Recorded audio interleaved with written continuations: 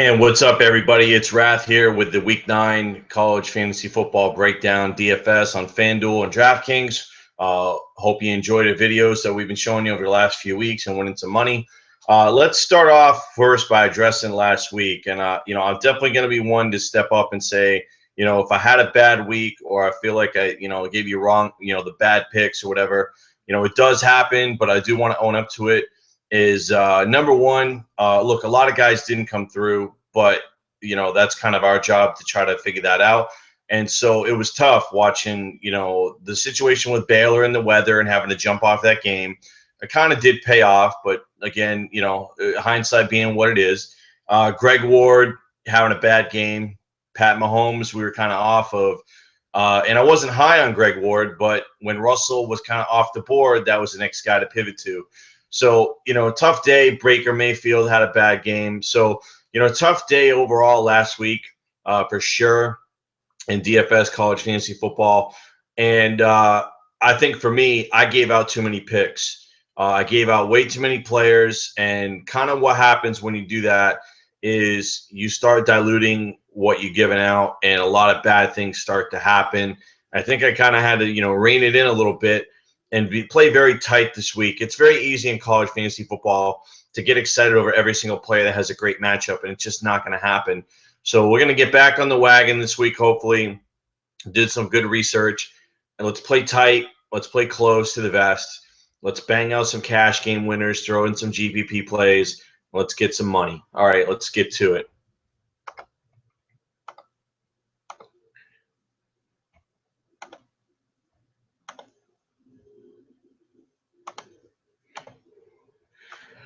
All right, guys, here we go. As we always do, we got the worksheet going. The favorite and the dog. We got the greens. Those are the teams with the high totals that we're going to focus on. We got the line, the total, the favorite, and the underdog. The pace for the favorite, pace for the dog, and total pace total for the game. So we kind of get a feeling for where the game is going to go, what time the game is, whether it's on FanDuel and DraftKings, and then we got our differentials, and we look at offense and defense for the individual teams and where we think we can exploit some matchups. Now, for the first time, what I'm going to do is I'm actually going to post this on rotocurve.com in our forums with a thread where you can go in and download the file. Hopefully it's not too big. You can go in there and grab it, and you can actually have this file for you this week. And normally not something that we normally do, but I think we're going to go ahead and do that this week. So again, look in the forums for this thread. Go ahead and download the file and update it over the next couple of days with the Vegas odds and anything that you want to see. We do have a second tab here with the picks, so you'll get that as well. So let's kind of go into it. I got it sorted, as we normally do. We go, highest total first, and we kind of talk about the games as we break it down. So we'll go the first game, Oklahoma State, Texas Tech. Line is 2.5. Total is a whopping 79. Should be a pretty close game. Should be a very high-scoring game. Two teams with great pace. And let's go over here. It looks like, you're not going to get a lot of rushing out of Oklahoma State, but you're going to get a lot of passing. The problem is their offense is very inconsistent and very hard to predict. While on paper, it might look like this is where you want to go. Everything is screaming, play on this game. The problem is I really don't know where to go in this game because the quarterback situation is not good. And, there's just really nothing to focus on with Oklahoma State, so it's really tough. On the flip side, you got Texas Tech. I don't really think has an edge in this game. So it wouldn't shock me if this game actually goes under the total. I know Texas Tech has a huge offense and not a great defense. And usually that spells doom, and usually that means it's going to be a monster whopper of a game. And that very well could happen. But I just don't feel comfortable with anybody on this outside of maybe Mahomes and a GPP. And that's kind of the way I'm playing that game. Tulsa, SMU, DraftKings only. Line is 2.5. Total is 75.5. So, again, high-scoring game, close game, definitely a fast-paced game. The tough thing about Tulsa is, we've been riding Dane Evans pretty much all year up until a few weeks ago, and then he laid an egg. Then he had that monster game, and then he laid another egg. So, it's tough. I love the quarterback for SMU this week. That's kind of the direction I'm going to go in this game. Tulsa situation, their running backs are banged up. Kevon Lucas, we know, is out for the year. There's still some opportunities with Tulsa that we can take advantage of, but they've burned us a couple times, over the last few weeks. So we want to be careful. I do like the quarterback for SMU, like I said. In this spot, Tulsa, we know is going to throw quite a bit. And, SMU's got a running quarterback, which definitely is going to be good in this game. And you're definitely going to want to have some SMU. USC, California, line is 5.5, total 69.5. So around a 37, 38 to 32 type game. USC plays a slower pace. Cal, we know, throws a lot, plays a faster pace. So is this game going to be kind of in the middle? It's going to try, maybe USC is going to try to slow Cal down a little bit. I can see that happening. USC's running game, not a lot there. Got like the passing game of USC.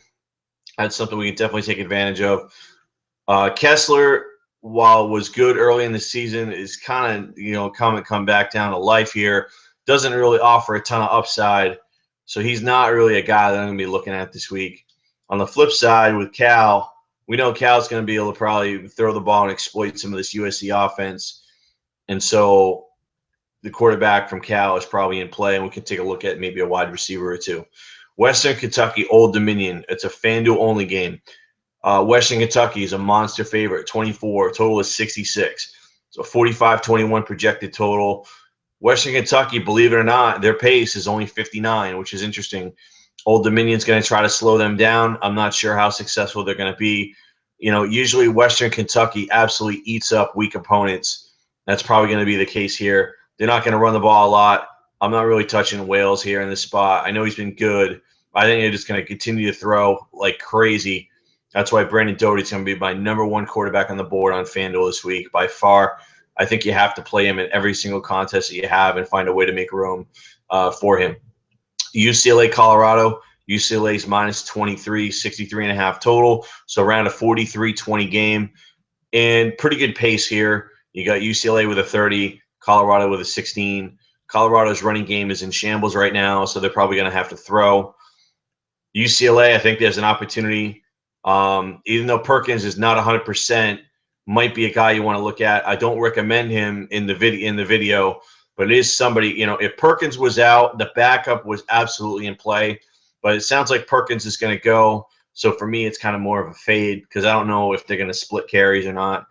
Not a huge edge for UCLA in the passing game. See here that it does appear that Colorado would have an edge in the run game, but again, their running back situation is pretty bad and is banged up. I really don't know where they're going to go. So, even though the game has a pretty high total, it's just not a game that I'm really on for fantasy purposes right now. Oklahoma, Kansas. Normally when you play Kansas, that means fantasy gold. This line is almost at 40 with a total of 61. So it's an implied total of 50 to about, 10 or 11, which is crazy. Kansas is one of the worst teams in college football. And, it should spell fantasy gold for Oklahoma. We thought that was going to be the case last week. And all they did is run the ball and score on the ground and really killed any kind of value that the passing attack was going to have, which it looked like they were going to go nuts. Oklahoma has not really run the ball as much this year, but after last week, they made a pretty big jump, in the standings as far as rushing ranks. So here, look at Oklahoma. Oklahoma run game does look to be in play. Obviously, the passing game with Kansas defense being so bad is in play as well. But with the running game back on board, it's definitely something you want to consider. Horrible run game for Kansas, one of the worst in the country. The passing offense isn't bad, but that's mostly because it's volume driven because they're always down by big numbers and they got to throw, and they're going against an Oklahoma defense that's pretty good. Mississippi, Auburn, Ole Miss, Auburn. Line is 7.5, 57.5 total. So kind of a close game with a little bit of high scoring. We know Auburn likes to play at a slow pace and grind it out. That's what they're going to try to do here or attempt to do here. Auburn's run defense isn't great, but Ole Miss really doesn't have anything on the ground. Ole Miss is going to want to throw the ball in this game, and I think that's where there's going to be some opportunities. On the flip side with Auburn, they're going up a pretty formidable run defense, but they're still going to have to try to run the ball with Barber. That's the only way they're going to have a chance in this game. Their passing offense is one of the worst in the country. So, hopefully Auburn can keep the game close, a lower scoring game. I think they're going to want this game to be played more in the high 40s instead of the high 50s. Texas A&M, South Carolina. Texas A&M is 16.5, 57 total. So you get around a 37-20 type game. South Carolina is one of the slowest paced teams in the country, and A&M does like to push it. There is some controversy going on right now with the A&M quarterback situation. We probably won't know who's going to start until late. So that kind of throws caution to the wind on A&M. Their running game isn't great, and we don't know who's going to go for quarterback. So on the South Carolina side, there's really not a lot to offer as well. So for me, this game is probably going to be a fade. Boise State UNLV, this is DraftKings only. And Boise State is a huge favorite. They're a 20-point favorite, 56 total, so around a 38-18. Boise State, pretty good offense, likes to play fast-paced. UNLV is kind of middle of the pack. So I think Boise, without a doubt here, is going to be able to put up some points. The running game. Boise State, even though they're only ranked 63rd, I think that it's an underrated run game, and it's going to be a huge opportunity here for the Boise State running attack to kind of get going. And so I do like them.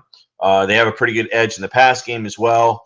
And I don't mind some of their wide receivers, but again, I think the focus is on the running back here.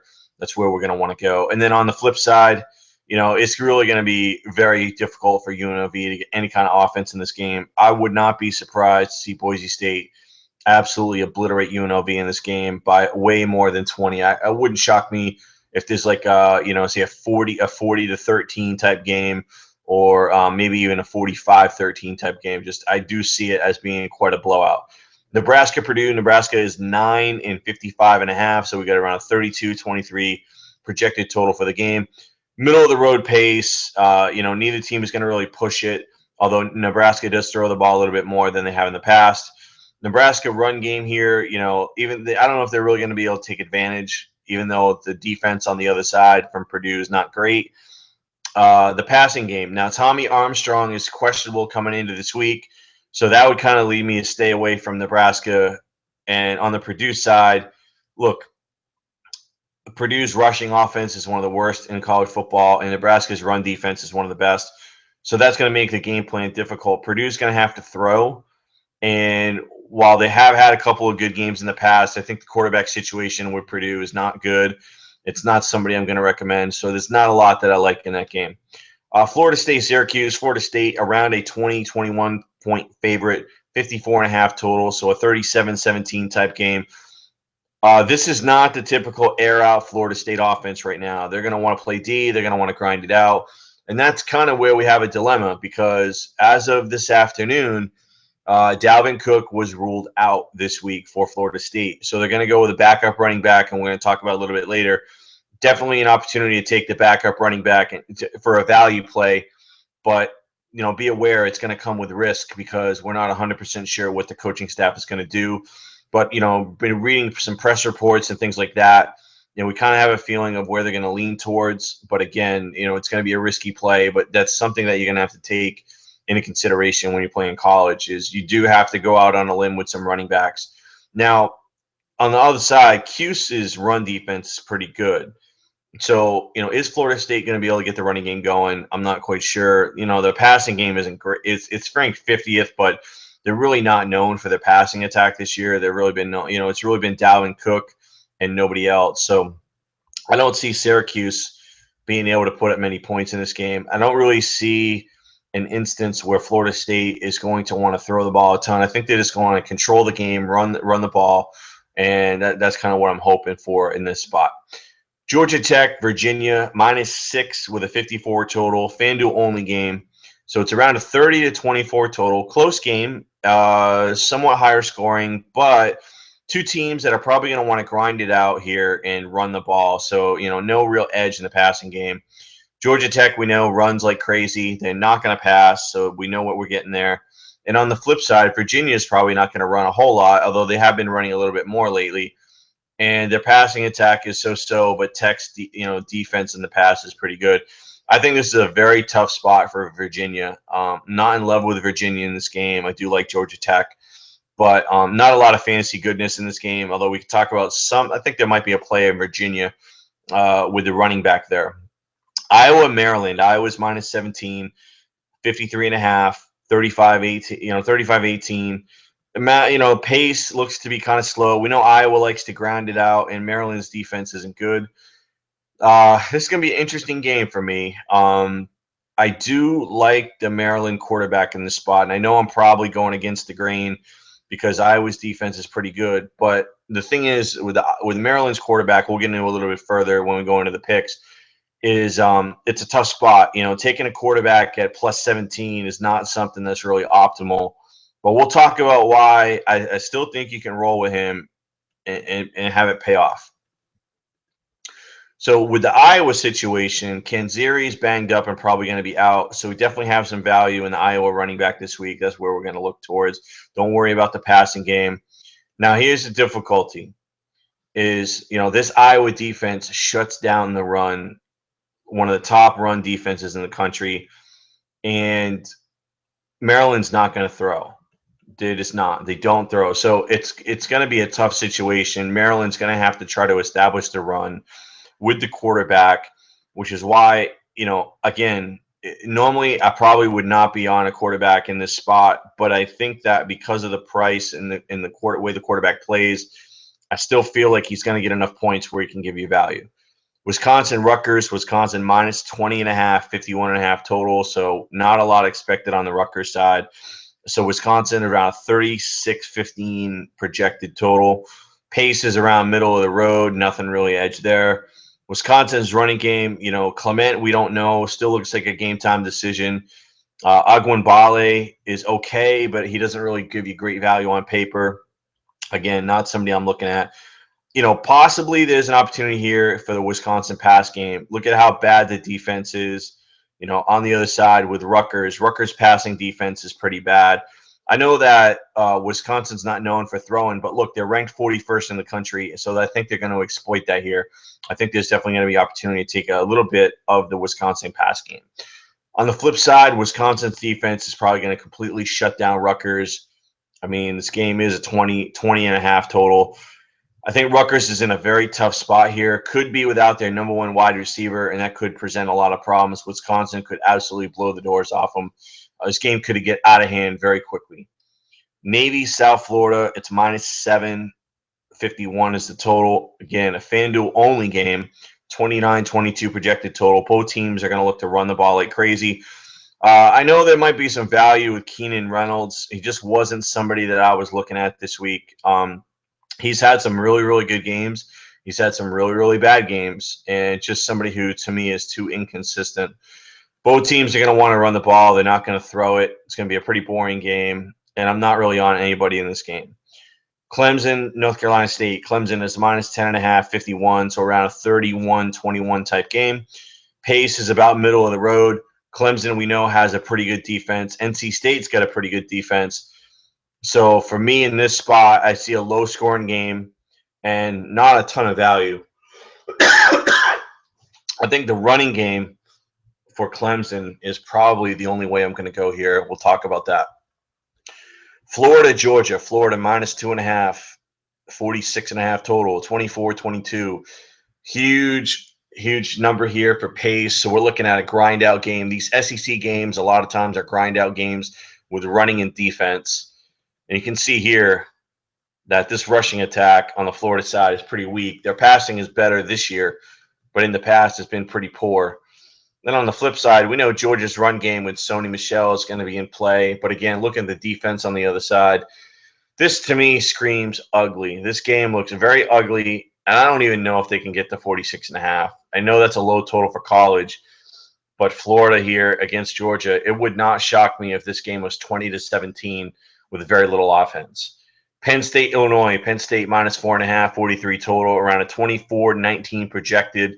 Penn State is going to grind it out. Illinois is kind of middle of the pack, but I see Penn State being able to control this game.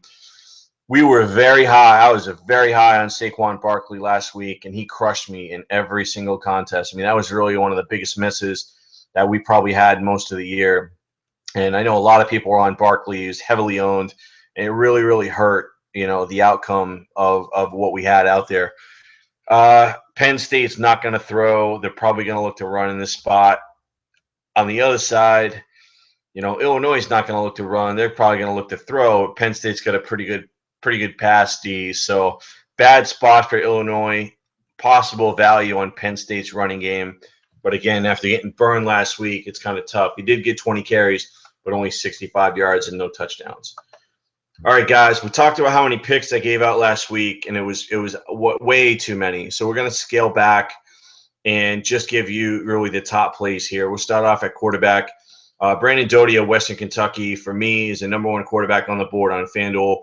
29-plus points in 5 out of 7 games. You can play him in cash and GPP. No problem there. Perry Mills, I did talk about him. Look, he's got 23 points his last 3. I put cash. Now, here's the thing. I think you can go both. And I know it's somewhat of a risky play because Iowa's defense has played very well. But he's put up pretty good numbers at a pretty good value. I feel more comfortable with him as a second QB. That's for sure. I don't know if I would roll with him straight on FanDuel in cash. So I feel more on DK, QB2 is kind of the play that I would go. I definitely feel more comfortable with a guy like Matt Davis out of SMU. 5 games this year of 27 or more. He's been very consistent. That's what you look for in cash games. So he's over on he's probably like the number 1 cash game quarterback for me over on DraftKings. Here's some GPP plays that we're going to look at. These are guys that have high upsides, but maybe haven't been consistent, but have good matchups this week. Deshaun Watson, Clemson. Now they got a tough matchup. He's had 5 games this year of 25 or less. He's got a pretty high. I know 25 is nothing to shake a stick at, but again, when you're paying a high ticket, you kind of want to see more consistency, and he hasn't really been as consistent as you want. And they do have a pretty tough matchup, but again, tournament play because of the upside. Baker Mayfield's the same way. He's got 3 games where he's had less than 23. He's had 4 games where he's had 28 or more. So that screams GPP for me. You can argue that Mayfield is safe in cash because he's going up against Kansas, and I get it. The biggest concern that I have, though, is that they're going to run the football like they did last week, and they're not going to expose Mayfield, in the air, and then a lot of his value goes down. So I'm very worried that they're going to be running the ball a lot more after what happened last week, and that could change the way things play out with Mayfield. So, again, more of a tournament play for me. Chad Kelly, Mississippi, again, he's had good games. He's had bad games. He's had 3 games of 33 or more. He's had 4 games of 20 or less. So that's why he's a GPP play. With that volatility. Dane Evans is a guy that used to love playing in cash games, but I don't trust him anymore. Even with this matchup this week, he's disappointed and even been benched. He's had 4 games of 25 or more. He's had 3 games of 22 or less. It's just all over the board with this guy. So again, on DraftKings, he's a GPP play for me. If you can squeeze him in with Doty, or Matt Davis in a tournament, I completely get that. I would not want to run Watson, Mayfield, Kelly with a guy like Evans. I think the risk is too high. I think you have to pair one of the safer quarterbacks that we have up top with one of these guys down below if you're going to run these guys in a tournament. Let's talk about 4 guys that I'm not going to be on this week. Pat Mahomes, 2 games in a row with 21 or less. I don't think he's 100% healthy. I'm going to fade him. I'm not looking to pay up, even though the matchup's great and he could absolutely provide value. It's just not an opportunity that I'm going to chase. Jared Goff has 4 games of 23 points or less. He has not been the big-time quarterback this year that he has last year. So, again, I don't particularly care for him in this spot. Colorado quarterback's been all over the board this year. 6 games of 20 points or less. I can't jump on that regardless of the matchup. And Cody Kessler, who was pretty much a consistent model of consistency last year, has really not been the case this year, and he has not put up a huge amount of points. 4 games of 24 or less. When you're paying these high prices for these quarterbacks, you really need to have consistency, and you really need to know what you're getting. We're starting to see some warts on some of these quarterbacks, which is why I'm playing it really close to the vest this week. Let's jump down to the running back situation. Now, we talked about Florida State with Dalvin Cook being out. It looks like everything that I've read, there's 2 guys here. Jacques Patrick is the guy the coaches like and is the highly touted guy. And then there's Vickers, who's not listed on FanDuel, but he is listed on DraftKings. Patrick is listed on both. Patrick is the guy I'm going to roll with and expect that he's going to do some big things. Peyton Barber from Auburn, 26 carries or more the last 4 in a row. Give me that volume all day long. Even though it's a tough matchup, I still like the fact that I can lock in those carries. Sam Perrine from Oklahoma has pretty much been a guy that's not been a factor this year. He was a beast last year. The offense has changed. He had 23 for 201 and 4 touchdowns last week. Is this the breakout? I think he's worth taking a look at this week, especially against Kansas. I'm going to recommend Saquon Barkley like I did last week. I know he disappointed. He had 20 for 65, no touchdowns. But, again, he's going to get the volume. I don't see any other reason. Penn State's not going to want to throw the ball in this game, and they're going to want to run the ball down Illinois' throat. I don't have a problem going back to the well with Saquon Barkley. Hopefully it pays off. Taquan Mizell from Virginia. The thing you got to like about him is he catches a lot of passes. He's heavily involved in the passing game, and he's been putting up pretty consistent numbers. So I like him over on FanDuel. Wayne Gallman from Clemson might have a tough matchup, but look, and we recommended him pretty, last week, and especially in chat. If you guys were in chat, I was all over Gallman. I had moved a lot of my action to Gallman last week, and it paid off. 110 plus yards 4 times this year.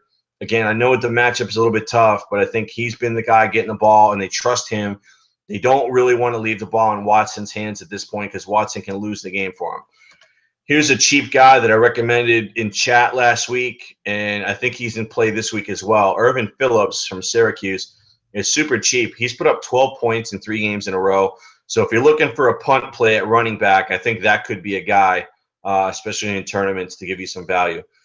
Stud running back here for DraftKings, Jeremy McNichols, Boise State. The guy's put up 24-plus points in every single game this year.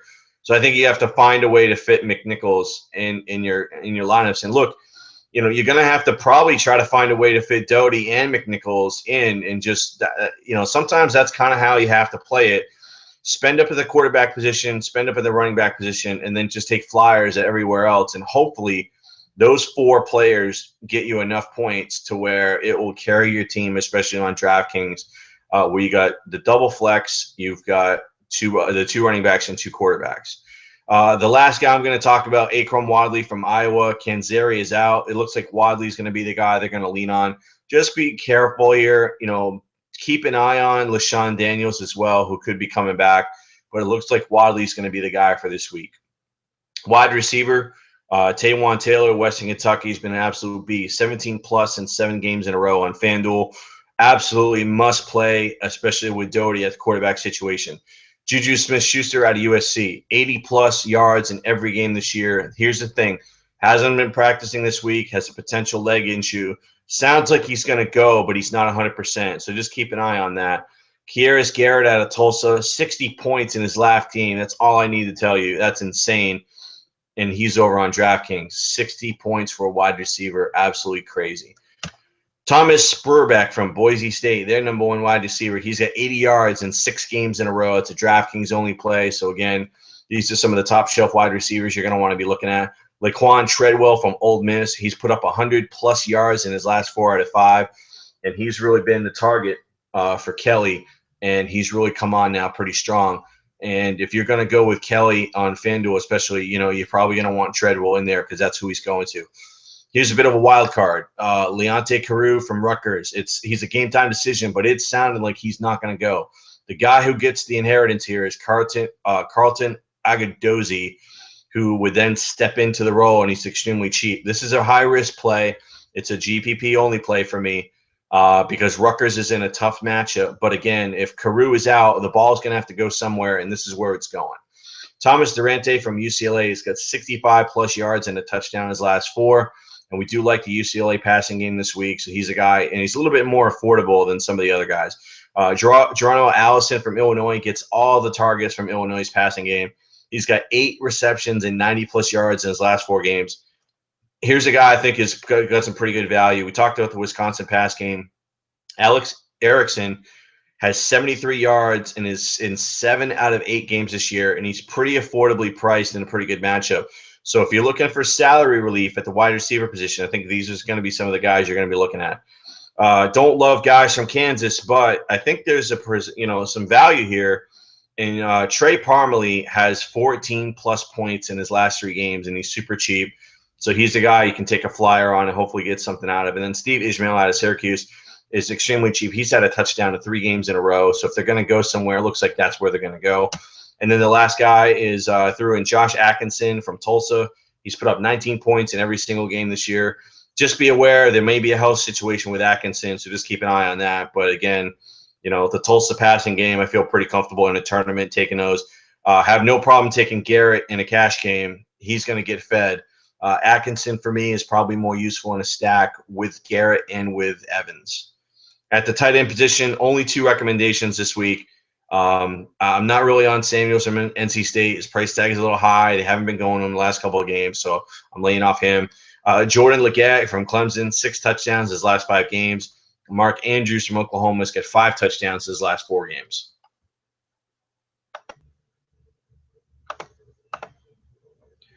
All right, guys, that's going to do it this week for Week 9's early slate for college fantasy football on DraftKings and FanDuel. Hope you enjoyed it. Again, we scaled back the number of picks this week and trying to get correct with giving you the best advice we can in the industry. Hope you enjoy it. Check out the forum post and make sure you download the spreadsheet and you can have it so you can use it on Saturday mornings when you're making your lineups.